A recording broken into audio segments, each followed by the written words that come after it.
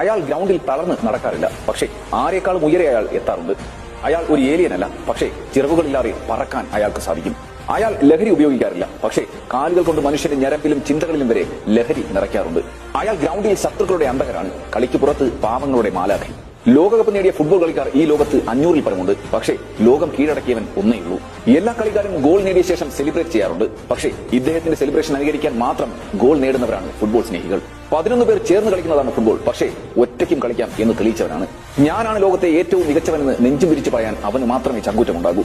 ഒരു കുപ്പി കൈകൊണ്ടെടുത്ത് മാറ്റുമ്പോൾ സെക്കൻഡുകൾ കൊണ്ട് 4 ബില്യൺ മാർക്കറ്റ് ഇടിക്കാൻ അവന് കഴിയും. ഒരിക്കലും ജന്മസിദ്ധിയല്ല അവന്റെ കഴിവുകൾ, അവൻ സ്വന്തം കഠിനാധ്വാനത്തിലൂടെ നേടിയതാണ്. ഞാൻ അവന്റെ പേരൊരിക്കലും പറയില്ല, ഒരു ക്ലൂ തരാം. 40-ാമത്തെ വയസ്സിലും 18-കാരന്റെ മെയ്വഴക്കമുള്ളവൻ. എത്ര ഗോൾ അടിച്ചു എന്നല്ല, അതെങ്ങനെ അടിച്ചു എന്ന് ചിന്തിപ്പിക്കുന്നവൻ. കൂടെ കളിച്ചിരുന്നവർ ഗാലറിയിൽ അനങ്ങാൻ പോലും വയ്യാതിരിക്കുമ്പോൾ ഗ്രൗണ്ടിൽ ബൈസൈക്കിൾ കിക്കിൽ ഗോൾ നേടുന്നവൻ. എത്ര പറഞ്ഞാലും തീരില്ല അവന്റെ മഹത്വം.